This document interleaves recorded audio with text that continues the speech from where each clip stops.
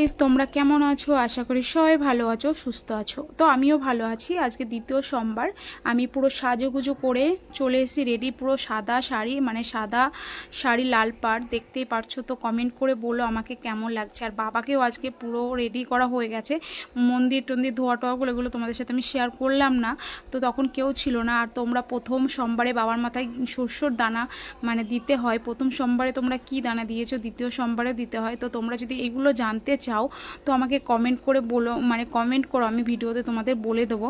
মানে কি বলো তো, এই শ্রাবণ মাসে আমরা তো 16 সোমবারটা করি, আর যারা শ্রাবণ মাসের 4টে বা 5টে যে সোমবার পড়ে, সেই সোমবারে বাবাকে মাথাতে কিছু শস্য দানা বাবাকে দান করতে হয়, যাতে মানে সেটা সংসারের জন্য ভীষণ ভালো হয়। তো তোমরা কে কোন দানা সব বাবার মাথায় মানে তো বাবাকে দাও আর কি, সেটা হয়তো আমি তোমাদের বলতে পারছি না ঠিক করে, হয়তো বেঁধে বেঁধে যাচ্ছে আমার। কি বলো তো, এখনও তো কিছু খাইনি, আর আজকে আমি কিছু খাবো না, যেহেতু আজকে সোমবার। আমি পুরো নির্জলা থাকি, মানে শুধু জাস্ট বাবার যে প্রসাদটা আমি দিই সেটাই আমি শিবা মানে খাই, তাছাড়া অন্য কোনো কিছু আগুনের কোনো জিনিসই আজ আমি খাবো না বন্ধুরা। আমি এটা শ্রাবণ মাসটাতেই করি, অন্য অন্য মাসে আমি করি না, যেহেতু আমি পুরো বছরেই বাবার পুজো আমি করি। শ্রাবণ মাসটাতেই আমি মানে সোমবারটা কিছু খাই না আর কি।